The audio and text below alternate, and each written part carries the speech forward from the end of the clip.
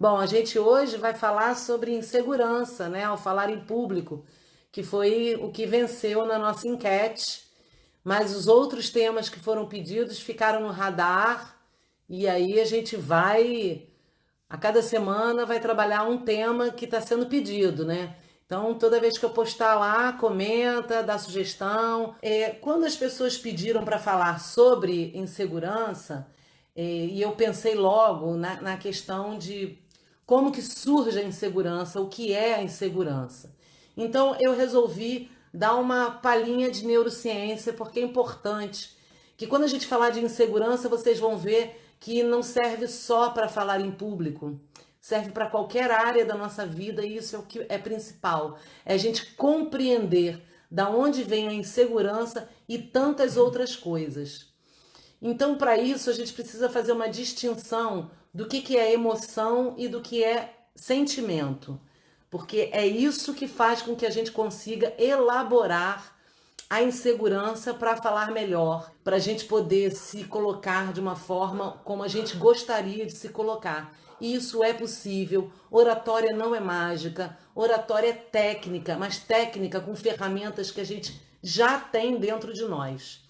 Nós já temos as ferramentas, o que a gente precisa saber é, dentro do nosso estilo pessoal, quais são aquelas ferramentas que vão nos auxiliar a falar. E isso é fundamental. Então, primeiro, rapidinho, eu vou falar sobre o cérebro, vou falar rápido, né, gente? Porque isso seria algo mais longo, que a gente pode falar em outra live também. A gente tem no cérebro, hoje, o cérebro nos últimos 5 anos foi mais estudado do que desde que a gente surgiu aqui na Terra, né? A cada dia uma novidade. Quem trabalha com neurociência tem que estar o tempo todo estudando. E o que se descobriu? Se descobriu que a gente tem vários cérebros dentro do nosso próprio cérebro. O primeiro deles, que eu vou falar, é o reptiliano. Na verdade, é o cérebro encefálico, que está aqui assim, ó, na nossa nuca aqui. Ele é o responsável por todos os movimentos involuntários nossos. Se a gente respira, é graças a ele. Se o nosso coração bate, é graças a ele. Mas como o nome diz, é reptiliano, né? Ele é primitivo. Então, ele também faz com que nós tenhamos a reação da nossa emoção, que é enviado por um outro pedaço do cérebro que eu vou falar daqui a pouco. Então, quando nós temos uma sensação de uma emoção primitiva, que hoje os pesquisadores dizem que está entre 5 e 6, quem nunca viu Divertidamente tem que ver, porque aquelas 5 são as nossas emoções primárias, que é a ira, a raiva, né? É o medo ou o espanto, que eles são juntinhos, a alegria, a tristeza e o nojo. O medo, ele é uma emoção primitiva. E quando nós sentimos, que eu vou falar já já de qual parte do cérebro ele vem, as reações vêm pelo cérebro reptiliano. Veja bem, quando você é assaltado, racionalmente a gente sabe que não deve reagir. E muitas pessoas reagem e falam assim, nem sei por que eu reagi. Por quê? Porque quando a gente está numa situação de medo, o nosso cérebro reptiliano, ele nos provoca a vontade de lutar ou de fugir, ou paralisa, né?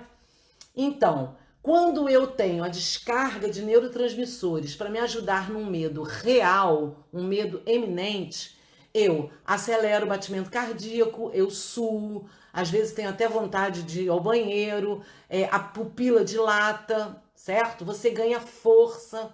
Isso acontece quando eu tenho medo real.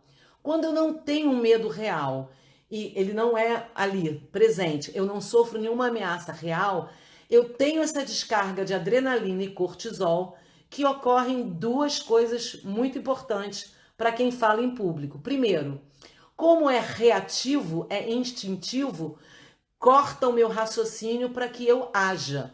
Eu não posso pensar num momento de medo, eu vou lutar com o leão ou não vou lutar com o leão? Peraí, deixa eu ver quais são as consequências disso. Deixa eu planejar. Não pode.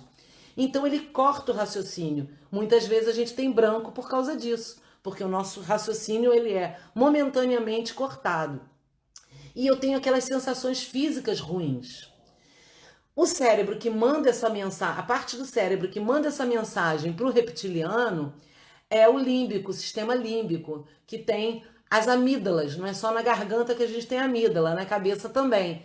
Ali estão os nossos traumas, estão as reações. Ali a reação da emoção. A emoção acontece ali. E emoção a gente não controla.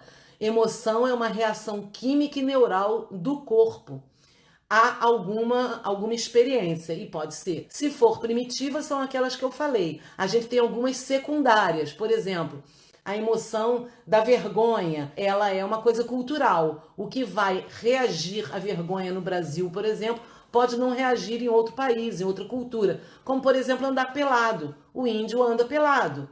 Ele não gera uma emoção que provoca um sentimento. Não tem. Né? Para ele é habitual, isso é cultural. Para nós, eu não vou. Se falar assim, ai, pegou fogo no prédio, eu saí pelada, meu Deus, que horror. Às vezes é pior sair pelado do que o fogo, porque culturalmente, para nós, sair pelado é uma coisa complicada.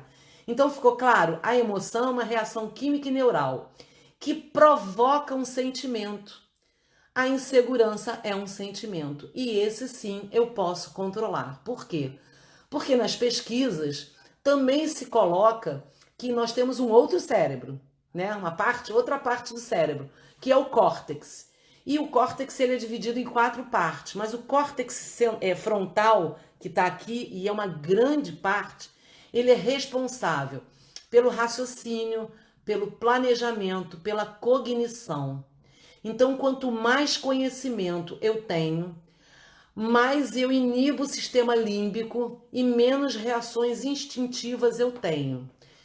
Então, a gente deduz que para o medo, qualquer que seja, para a insegurança, para a emoção medo, quanto mais eu racionalizo, mais eu comprimo esse sistema límbico e consigo reduzir a resposta instintiva. Só que a amígdala ela é mais rápida que o córtex frontal. As sensações que ela tem são muito mais rápidas, se não me engano, acho que é 4 ou 5 vezes mais rápido.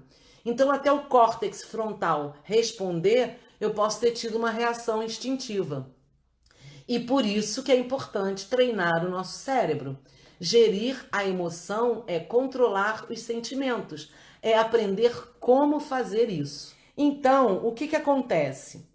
Eu tenho uma cola aqui, tá, gente? Porque todo mundo que apresenta em público tem que roteirizar o que vai falar, né? Então eu tenho meu roteiro também. Então o sentimento, ele é a expressão da emoção, que é variado de pessoa para pessoa. Por isso que quando você tem uma situação extrema, tem pessoas que reagem de uma forma, outras de outra. Por exemplo, 2 mães que perdem seus filhos estupidamente. Uma transforma o luto numa luta e o outro luto numa depressão e acaba morrendo, né? A emoção é a mesma, né? De tristeza.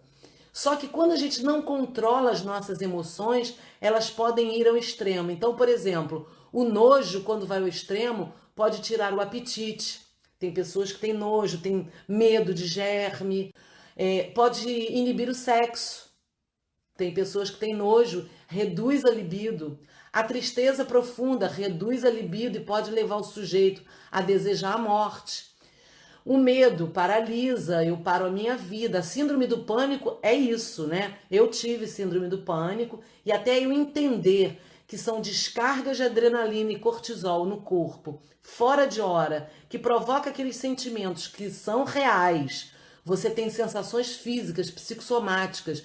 Até eu entender que aquilo podia ser controlado, eu passei um longo período como a maioria das pessoas que tem síndrome do pânico, né? Sem entender, chorando, não queria que filho fosse para a escola, não queria que marido trabalhasse, tinha medo que todo mundo morresse. Então o controle da emoção, ele é feito através de como você externa o sentimento. A emoção bate e eu tenho que externar. E a insegurança ao falar em público tem tudo a ver. Garanto que aí muita gente também sente aquelas coisas e fala, ai, não sei por que eu sinto, eu não controlo, e sentem coisas iguais, porque como é primitivo, todos sentimos igual. A sudorese, sensação de desmaio. Como que se controla?